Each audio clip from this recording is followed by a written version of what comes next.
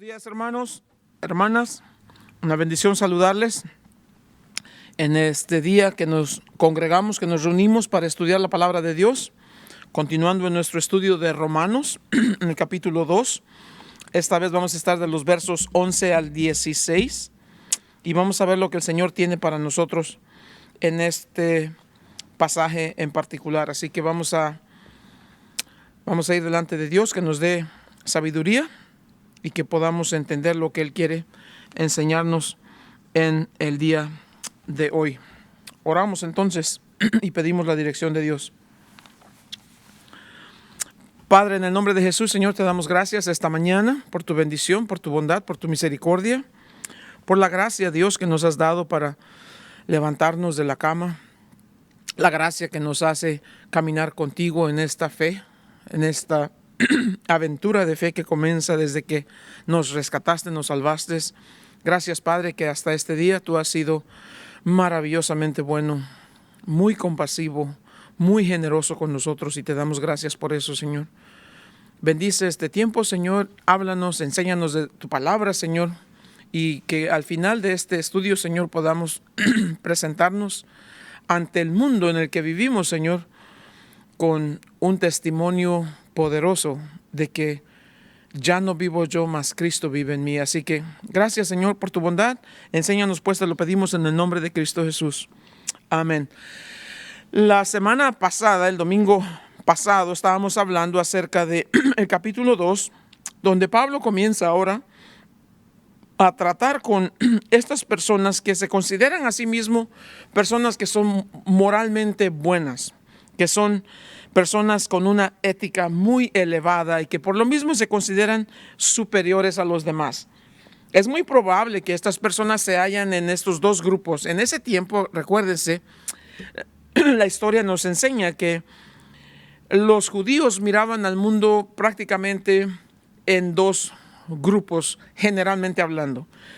Para los judíos el mundo existía en la parte de los gentiles, esto quiere decir los que no eran judíos, y obviamente la otra parte serían los gentiles mismos. Así que para ellos solamente existían estos dos grupos de personas, los judíos y los que no lo eran, que eran llamados gentiles. Entonces, dentro de estos dos grupos, ya vimos las semanas anteriores que Pablo ha tratado en el capítulo 1, versos 18 al 32, Pablo ha tratado generalmente con los gentiles, y la condición de ellos pues es bastante reprobable, ¿verdad? Es una situación muy triste, porque dice que rechazaron la revelación de Dios y por lo mismo comenzaron a racionalizar, y entonces se inventan a cualquier tipo de religión. Cuando el hombre rechaza la verdad que Dios le revela, el hombre se vuelve demasiado religioso.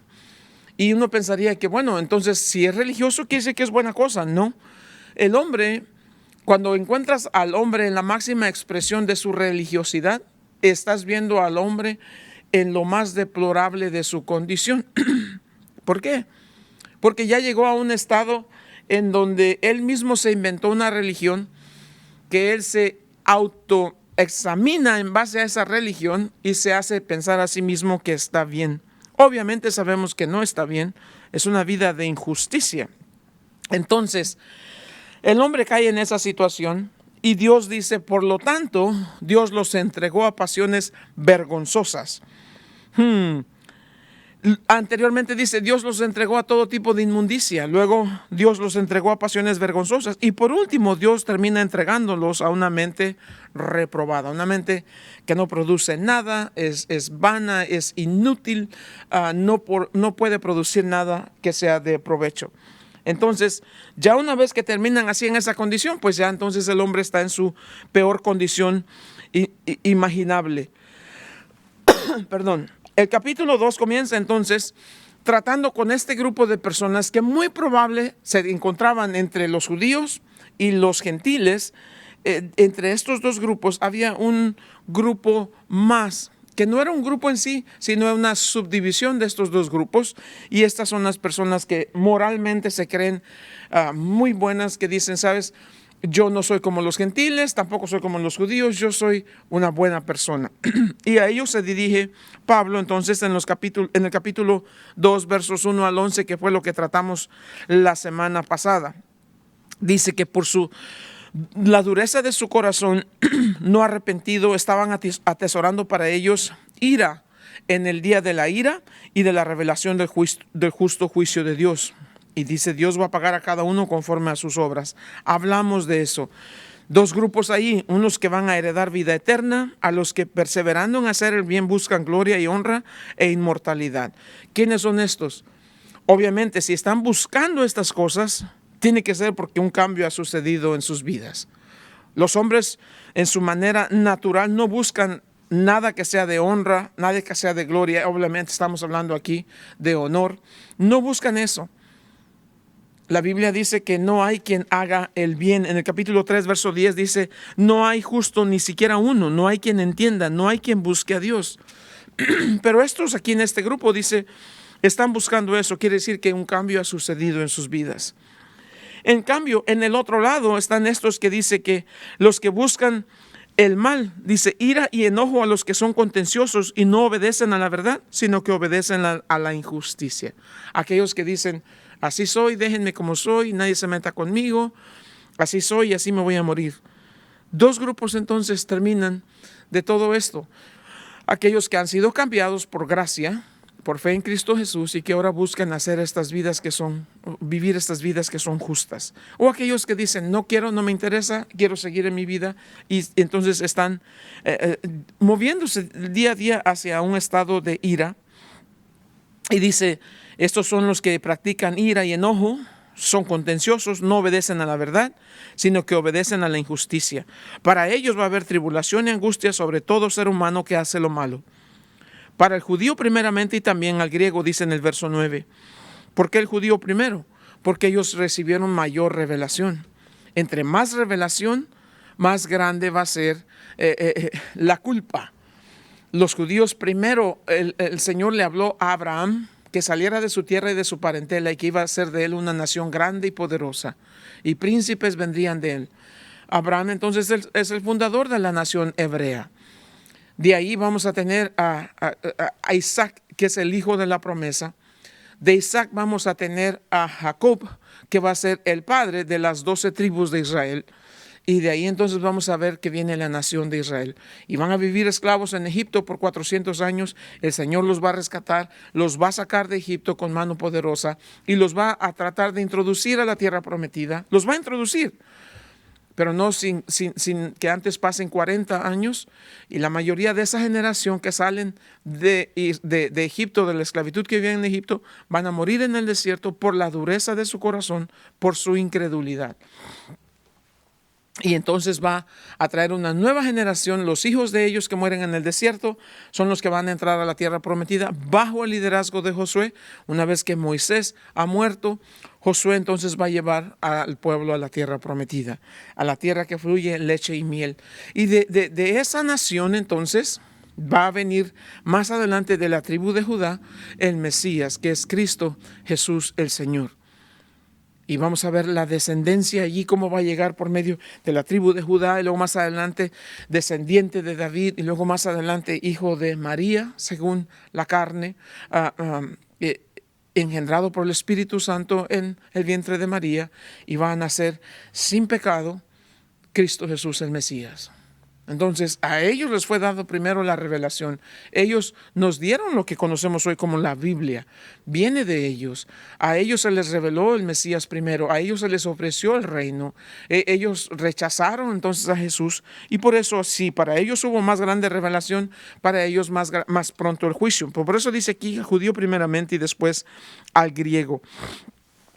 No hay acepción de personas para con Dios. Dios no va a tratar a unos con favor sobre de otros. Nadie tiene un lugar especial con Dios. Todos somos especiales para Dios. Dios no va a tratar a unos mejor que a otros, porque para Dios nadie es mejor. Todos somos iguales. Todos.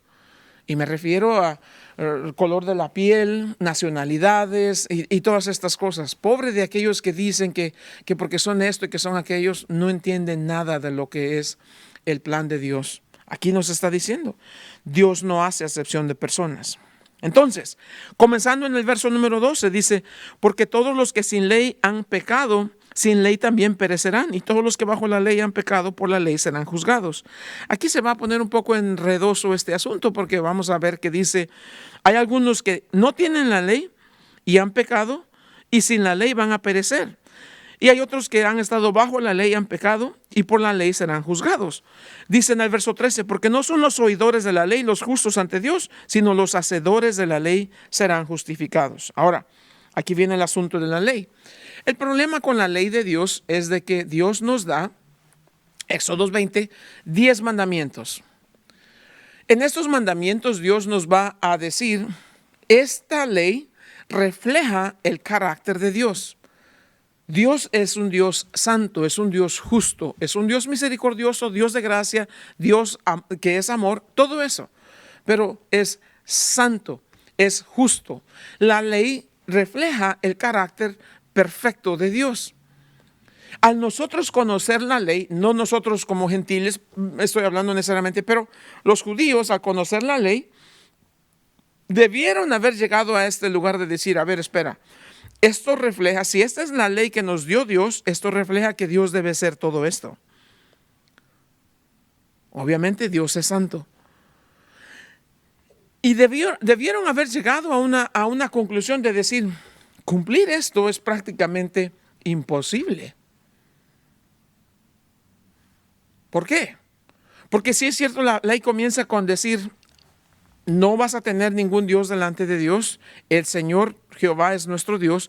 No tendrás dioses ajenos delante de Él. No te harás imágenes. Empieza por así decirnos la ley. Pero la ley en el 10º mandamiento termina por decirnos, no codiciarás. Al momento de llegar al 10º mandamiento nos damos cuenta que hay algo muy difícil allí. El estándar es bastante elevado, muy alto. ¿Por qué? Porque no codiciarás tiene que ver con la actitud de mi corazón. Es decir, codiciar es desear lo que alguien más tiene y que a mí no me pertenece. Entonces, en la actitud de mi corazón, en los motivos de mi corazón, en lo que mueve mi corazón a hacer ciertas cosas, tengo un problema. Porque la ley no solamente habla de acciones, pero sino también actitudes. Y el pueblo de Israel era para pensar y decir, a ver, espérate, no, esto es muy difícil. En serio, el estándar es demasiado alto. Claro que sí. La ley tenía que exponer que en nuestra condición natural somos inadecuados, somos insuficientes. Y clamar a Dios y decirle, Señor, por favor, ayúdanos. No hay esperanza en esto es muy difícil. Jesús entonces viene, que es Dios, que se hizo hombre, va a venir y Jesús va a comenzar a enseñar en el capítulo 5, en el Evangelio de Mateo, y yo les voy a leer algunos versos para que vean exactamente de lo que está hablando Pablo aquí. Jesús dice en Mateo capítulo 5, en el verso 20, dice lo siguiente. Dice, yo os digo que si vuestra justicia no fuera mayor que la de los escribas y fariseos, no entraréis en el reino de los cielos. Luego dice, oísteis que fue dicho a los antiguos, no matarás, y cualquiera que matare será culpable de juicio. Ya entendemos eso, ¿verdad? Eso es lo que la ley dice. Los 10 mandamientos dicen eso. Pero Jesús va más al extremo y dice, pero yo os digo que cualquiera que se enoje contra su hermano será culpable de juicio. ¿Cómo así? Entonces, al leer la ley, el judío tenía que haber dicho, es imposible, todos somos culpables. Exacto, ese era el punto. La ley tenía como principal función ser un espejo que nos enseñara lo pecaminoso que somos. ¿Por qué? Porque ¿quién no se ha enojado con su hermano? Y la ley dice que si te enojaste con tu hermano, y en el original casi es muy clara la interpretación de decir, si te enojas con tu hermano injustificadamente, peor entonces. Entonces, ¿qué vamos a hacer? Todos somos culpables. ¿En serio eres culpable? Sí. ¿El judío es culpable? Sí. ¿Por qué? Porque la ley le dice al judío, si te enojaste con tu hermano, eres culpable de juicio. Más adelante dice esto: oíste que fue dicho, no cometerás adulterio. Pero yo os digo que cualquiera que mira a una mujer para codiciarla, ahí está la palabra codicia, ya adulteró con ella en su corazón. Esto es muy difícil, pues. Claro. ¿Ves? La ley no trata solamente con las acciones. La ley trata también con las actitudes, los motivos del corazón. Entonces tiramos las manos al aire y decimos, imposible. Señor, tienes que hacer algo. Nos tienes que ayudar. Nosotros no podemos cumplir con esto. El estándar es demasiado alto. Ahora, acá en Romanos, cuando Pablo está diciendo eso, no va a haber trato distinto para nadie. A ver, Señor, pero espérate. Los judíos tenían la ley, ellos sí quebraron la ley, rompieron la ley, pero nosotros no somos judíos, somos mexicanos, somos panameños, ecuatorianos o lo que sea. Nosotros no teníamos la ley. Ok. Los judíos son culpables porque rompieron una ley que ellos tenían, les fue dada a ellos. Ok, estamos bien hasta ahí. Pero ¿qué dice en el verso 12? Los que sin ley también perecerán, y los que bajo la ley han pecado por la ley serán juzgados, porque no son los oidores de la ley los justos ante Dios, sino los que hacen la ley los que serán justificados. Porque cuando los gentiles, aquí viene entonces, verso 14, que no tienen ley, hacen por naturaleza lo que es de la ley, estos, aunque no tengan ley, son ley para sí mismos, mostrando la obra de la ley escrita en sus corazones, dando testimonio su conciencia y acusándoles o defendiéndoles sus razonamientos. Ay. La cosa se puso muy fea entonces. Cuando los judíos que sí tenían la ley quebraron la ley, sabiendo lo que la ley dice, son culpables. Quebraron la ley. Cuando los gentiles que no tienen ley quebraron la ley, también son culpables. Pero espera, Dios, eso no es justo. Si no tienen ley, ¿cómo los vas a hacer responsables a algo que no tienen? No tienen ley, entonces, ¿qué es lo que quebraron?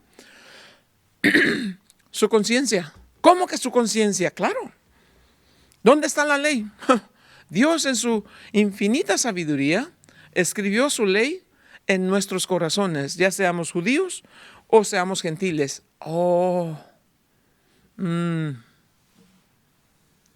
Porque puede ser que una persona jamás ha leído los 10 mandamientos y no se lo sabe. Sin embargo, cuando le hizo algo a alguien, sabe, porque su conciencia le dice, eso es pecado, eso es maldad, eso es malo. Cuando agarró algo que no era de él. Mira a los niños. No vayas a agarrar estas cosas. Lo agarran y ¿qué hacen? Salen huyendo. ¿Quién les está diciendo algo? Si ni siquiera saben. En su conciencia saben que han hecho mal. ¿Te robaste algo? No hablemos de matar algo, pero eso es horrible. Sí, la ley de Dios está escrita en nuestros corazones. Nuestra conciencia nos acusa de que estamos haciendo mal, aun cuando no conocemos la ley. Entonces la pregunta ahora, ¿quién tiene excusa? Nadie. Ese es el punto. Nadie tiene excusa, nadie se salva. ¿Quién es libre de esto? Nadie. ¿El gentil es culpable? Sí. ¿El judío es culpable? Sí. ¿Y el que se dice que es muy buena onda es culpable también? Sí. Más adelante la Biblia nos va a decir, por cuanto todos pecaron y están destituidos de la gloria de Dios. Esa es la realidad, hermanos. Eso es lo que Romanos nos está enseñando. Esa es la maravilla del estudio sistemático de la palabra de Dios. Que ahora sabemos que en algún momento nosotros todos somos culpables porque en algún momento rompimos, quebrantamos la ley de Dios. Que aunque no somos judíos, no teníamos la ley escrita que nos haya sido dada a nosotros como tal, pero sí la ley escrita en nuestro corazón que nos dice eso es incorrecto, eso es malvado, eso es pecaminoso. No lo hagas. Claro, ya sabemos eso. Todas las culturas que han existido, todas las civilizaciones en su corazón sabían que hay algo que es inmoral, que hay algo que es incorrecto. Nunca pudo haber leído una Biblia, puede ser, pero sabe en su corazón que hay cosas que son inmorales, que son inaceptables, que no se deben hacer. A eso se refiere Pablo. Entonces, cuando está poniendo estas cosas en este contexto, y cuando comienza diciendo en el verso 1, eres inexcusable, oh hombre, quien quiera que seas tú que juzgas, pues en lo que juzgas a otros te condenas a ti mismo. Sí, porque es fácil condenar a alguien por las cosas que han hecho, pero esa misma culpa la llevamos nosotros también. Una persona que se autojustifica y que culpa a los demás, lo hace aún a pesar de que conoce sus propios pecados y sus errores. Una persona que se autojustifica es una persona que hipócritamente juzga a los otros con un estándar que él mismo hace. No con el estándar de la verdad, porque ahí todos fallamos, pero en el estándar de él. Es decir, hay cosas que la gente hace y es malo, pero si yo las hago no hay ningún problema.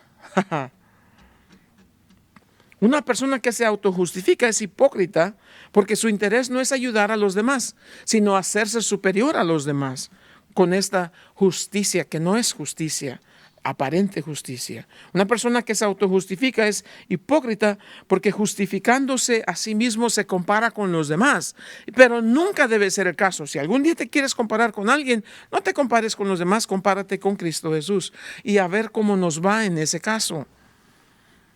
Entonces, dice aquí, eso es hipocresía. Condenas a otros y tú mismo te estás condenando con esa misma culpa.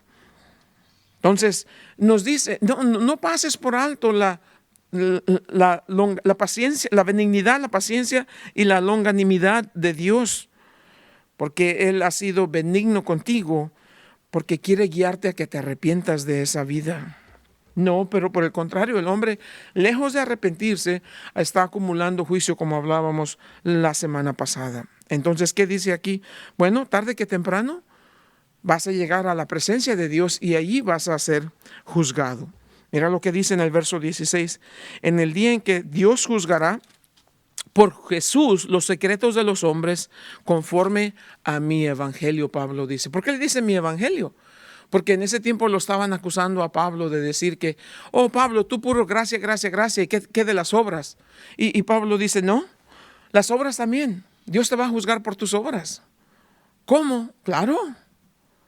Si tú no recibes la gracia de Dios, Dios por gracia, Efesios capítulo 2, del 1 al 10, cuando lees ahí y te va a decir la Biblia, porque por gracia sois salvos, por medio de la fe, y esto no de vosotros, pues es un don de Dios, no por obras para que nadie se gloríe.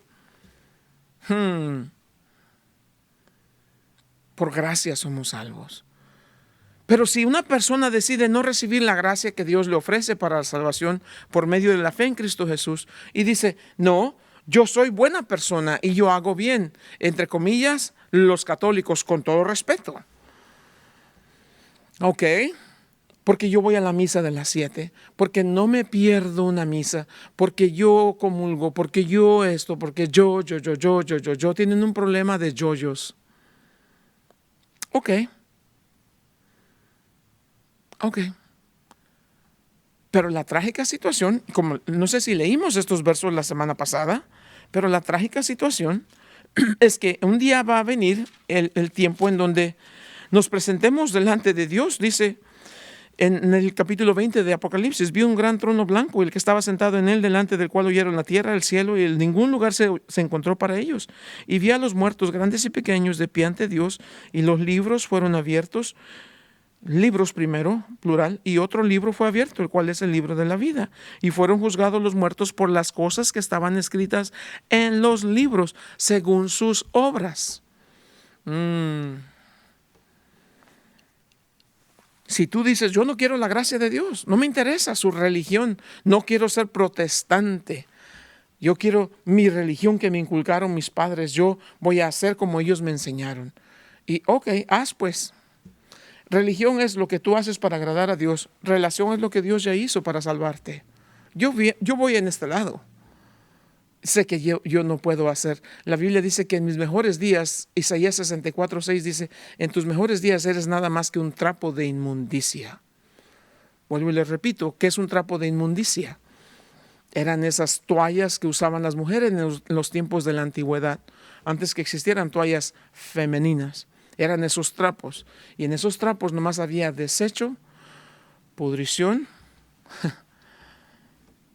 y corrupción. Y dice Dios, ¿te vas a presentar a mí con tus obras? ¿Crees que me impresionas con lo que hagas? Te debo recordar que tú eres nada más un trapo de inmundicia. Y eso es en tus mejores días. ¿Y qué tal en tus peores días?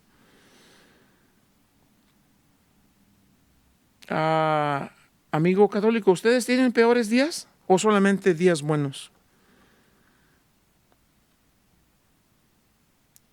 Porque es muy fácil vivir una vida donde puedes tomar, puedes hacer todo lo que te dé la gana, tratar a tus hijos como que no los amas, tratar a tu esposa como un objeto, hacer lo que quieras. Y porque fuiste a la iglesia y te persinaste a la entrada y te hincaste en esa banquita y ya saliste de ahí, ya estás bien con Dios.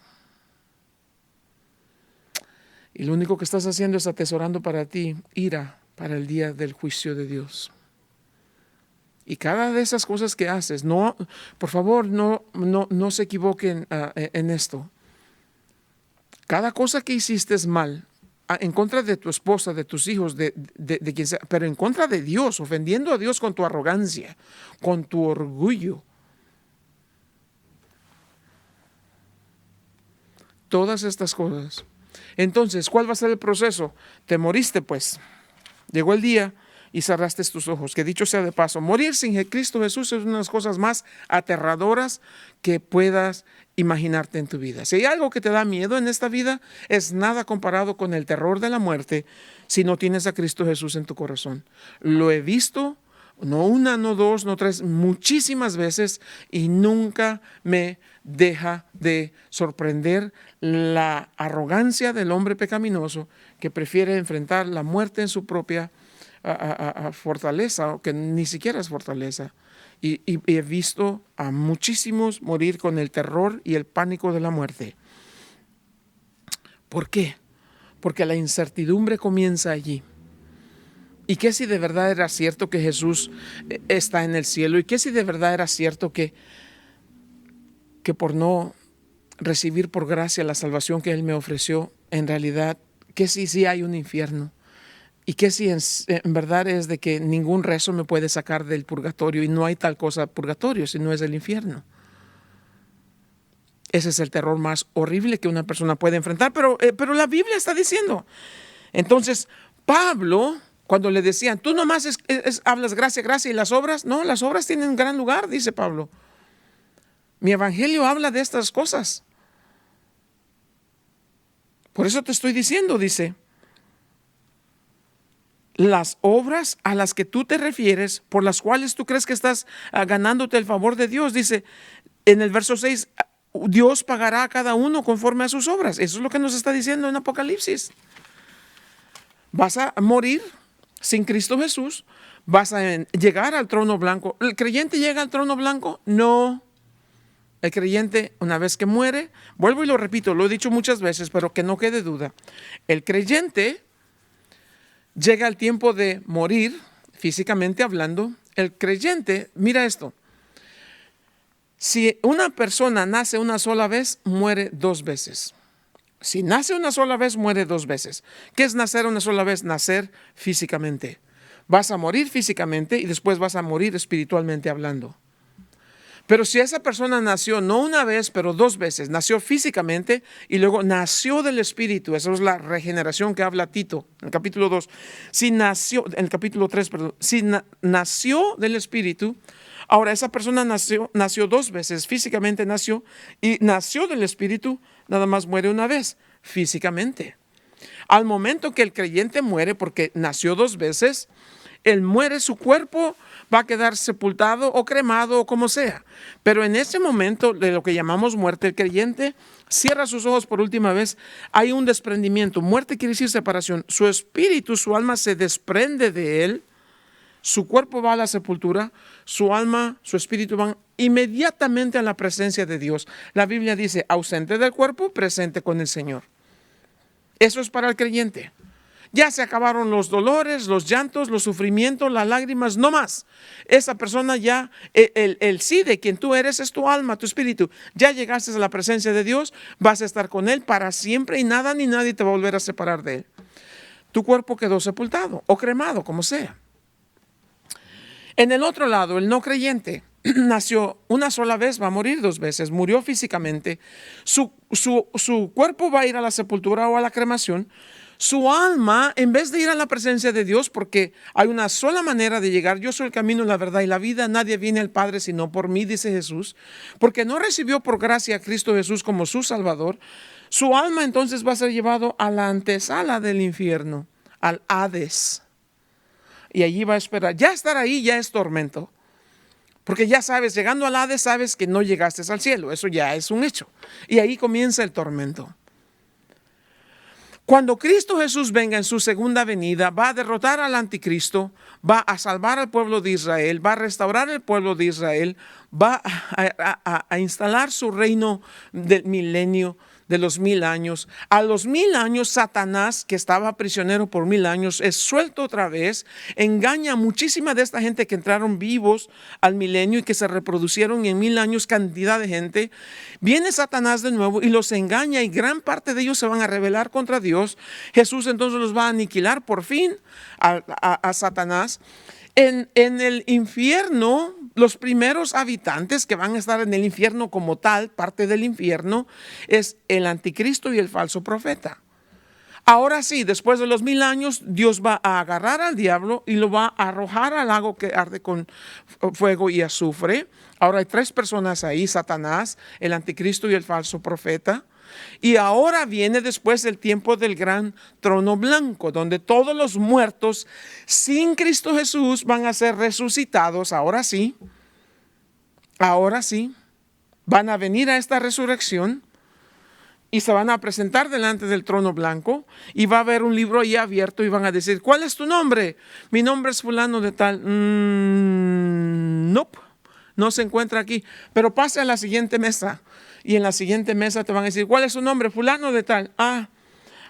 En tal día esto, y en tal día esto, y esto, más esto, más esto, más esto, más esto, más esto.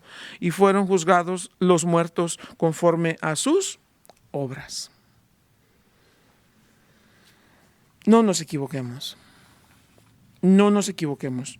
Y por favor, en el nombre de Jesús, no se dejen que ninguna religión o ninguna iglesia o ningún pastor, ningún loco les engañe y les robe de la verdad de la palabra de Dios.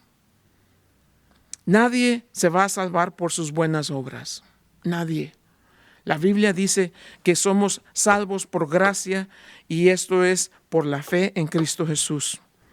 Una persona que ha sido salvada por la fe en Cristo Jesús es una persona que su vida va a dar evidencia de que hubo una salvación y esa salvación es genuina.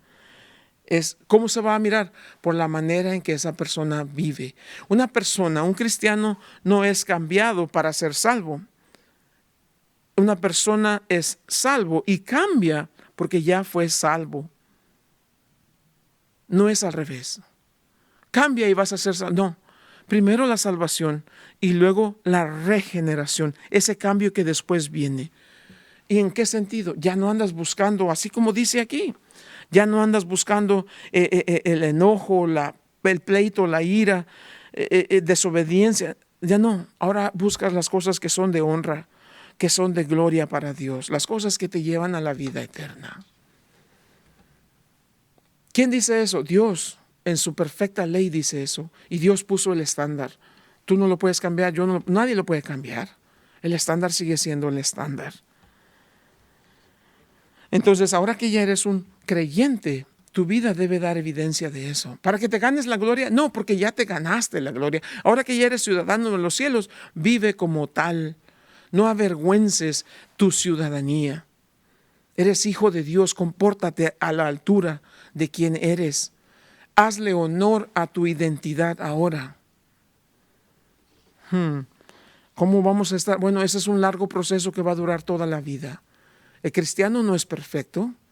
El cristiano está en un proceso, en una transformación que se llama santificación, donde por el poder del Espíritu Santo, por la verdad de la palabra y por el cuidado de Cristo Jesús para con nosotros, vamos a ir cambiando, vamos a ir siendo transformados de gloria en gloria como a la imagen de Cristo Jesús. Eso es santificación. Ningún creyente es perfecto. No, pero ya ahora la motivación de mi vida, lo que me mueve, la actitud de mi corazón, ya no es continuamente al mal, sino ahora busco agradar a aquel que me salvó por gracia. Y busco no lastimarle en su corazón, ni cuando fallo, porque voy a fallar muchas veces. Abogado tenemos para con Dios a Cristo Jesús el justo. Y la sangre de Jesús nos lava de toda iniquidad. Confesando nuestros pecados, el que dice que no peca, entonces es mentiroso y hace que como si Dios está mintiendo.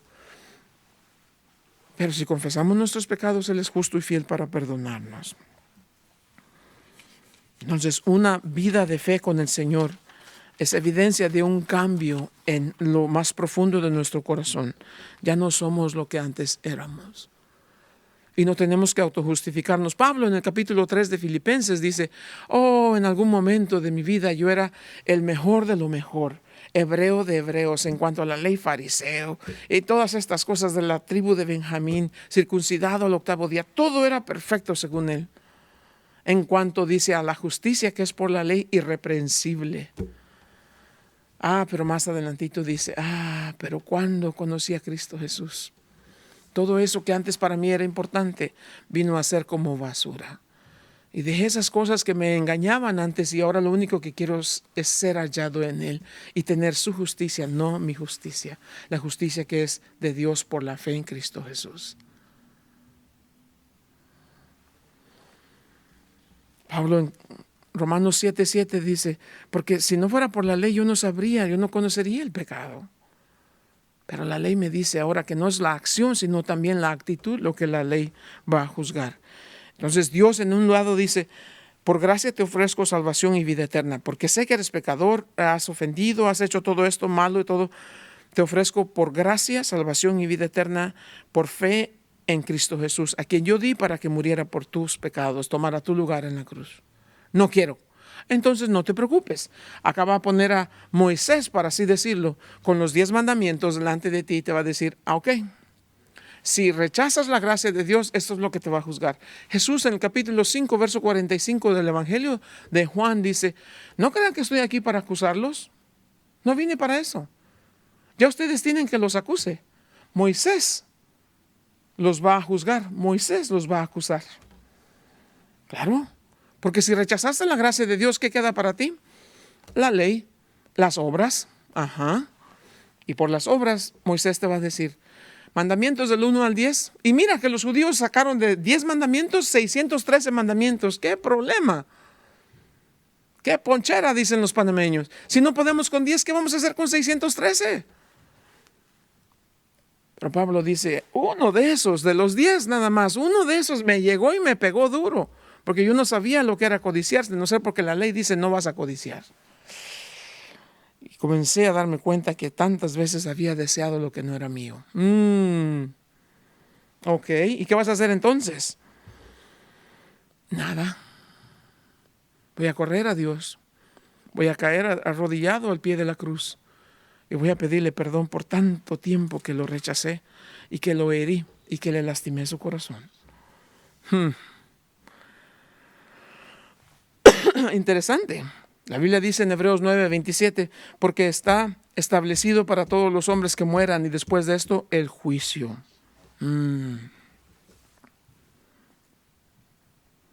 Jesús dice en Mateo capítulo 25, verso 46, vida eterna a los que vayan, dice, a confiar en Cristo Jesús como su Señor y Salvador, pero eterno castigo a aquellos que lo rechazan. Entonces, ¿qué concluimos de estas cosas, hermanos? Bueno, Dios no va a mostrar favoritismo para nadie. Dios no hace acepción de personas. ¿Con qué nos quedamos? ¿Con aplicaciones prácticas de estos versos? Y les digo esto nada más de una manera bien fácil de sintetizar. Primero que nada, Viene un día de juicio, eso ya sabemos. Hechos capítulo 17, verso 31 dice, Dios ha establecido un día en que juzgará a todos los hombres. Y si Dios va a juzgar al mundo, entonces más vale que estemos listos. Número 2, en ese día Dios va a juzgar los secretos de los hombres. Hay cosas que tú has hecho que dices nadie sabe. No te preocupes, Dios sí sabe. Y de Dios no te puedes esconder. Todas las cosas son hechas desnudas delante de Dios. Tercero, cuando Dios juzgue los secretos de los hombres, va a ser por medio de Cristo Jesús. Juan capítulo 5 dice, el Padre ha entregado todo el juicio al Hijo. Juan 5, 22 y 23. Cuarto, este juicio será de acuerdo al Evangelio, a este Evangelio. ¿Qué es el Evangelio? Que Cristo Jesús vino, murió y resucitó y lo hizo para salvar a los pecadores, que vino a ofrecer su vida en rescate por muchos. Eso es el Evangelio. Que si no recibimos a Cristo Jesús, seremos entonces culpables de condenación eterna. Que si por gracia nos fue ofrecida la salvación en Cristo Jesús y nosotros por fe la recibimos y nos adueñamos y la abrazamos y dices, gracias Dios que me salvaste, no lo merecía, eso es gracia. Entonces ahora vida eterna con Cristo Jesús. Nuestros nombres están escritos en el libro de la vida. No tenemos que preocuparnos del trono blanco. Estaremos en la presencia de Dios. ¿Ves? Entonces, Pablo nos enseña estas cosas en Romanos porque prácticamente nos dice, este es el punto. Dios aquí dice en el verso número 6, Dios pagará a cada uno conforme a sus obras. La pregunta entonces obligada es, ¿qué estás haciendo? ¿Qué estás haciendo? Si lo que estás haciendo es de honra y gloria, vida eterna para aquellos que viven en esa vida justa delante de Dios. Y si lo que estás haciendo es de injusticia, es de rebeldía, es en desobediencia a Dios, es en esa arena de lo malvado, de lo pecaminoso, juicio y condenación eternas. ¿Por qué tiene que terminar así? Juan nos dice en su evangelio, porque la luz eterna vino a este mundo y los hombres prefirieron más las tinieblas porque sus obras son malas. Eso es bastante duro, de verdad. Yo he venido para que tengan vida y vida en abundancia, nos dice Jesús. Nuestro deber es proclamar el evangelio de Cristo Jesús. Con respeto, tratando a toda persona con dignidad, pero sin ocultarles la verdad. Romanos hasta este punto nos ha enseñado que antes de que podamos ofrecerle salvación a un hombre o una persona, tenemos que enseñarle por qué necesita la salvación. Y para que él entienda que necesita la salvación, necesita mirar su condición pecaminosa, su condición actual. Que si no tiene una relación personal con Cristo Jesús como su Señor y su Salvador, su vida es una vida de arrogancia, de pecado, de maldad, de envidia, de todas las cosas horribles que te puedes imaginar. Y que en la gracia de Dios te bendice tanto, a pesar de que no lo entiendes, te bendice con todas las cosas que te da del diario vivir, con la vida que te sostiene, con el respirar de tus pulmones, con la habilidad de poder trabajar, con una familia, con un hogar, con un techo sobre tu cabeza, con alimento, con la capacidad para trabajar y para poder ganar el sustento de ti y de tu familia. Y aún así, la Biblia nos dice, por habiendo conocido a Dios, no le glorificaron como a Dios, ni le dieron gracias, sino que se hicieron necios y cambiaron la gloria de Dios incorruptible por imágenes de animales. ¿Ves por qué tenemos que predicar el Evangelio? Porque hay muchos que viven en ese tipo de vida. Y tenemos que llevarles las buenas nuevas. Pero antes de las buenas nuevas necesitan entender su condición pecaminosa. Están perdidos, muertos en delitos y pecados, dice Efesios 2. Pero Dios, que es grande en misericordia, por su grande amor con que nos amó, nos ofrece vida, nos da vida, nos dio vida en Cristo Jesús. Padre, en el nombre de Jesús, gracias te damos, Señor, por tu amor, por tu gracia y por tu misericordia. Rogamos, Dios, que a través de este estudio vayas tratando con esas cosas en nuestro corazón, en las cosas que estamos errados, las cosas que hemos fallado, las cosas que hemos hecho mal. y que nos enseñe, Señor, a cómo tu Espíritu puede corregir esas cosas para que caminemos en más intimidad contigo, honrándote en todo, trayendo fruto en toda buena obra y glorificando tu nombre en todo lo que hacemos. Ese es nuestro deseo, esa es nuestra oración, y te pedimos todo en el nombre de Cristo Jesús. Amén.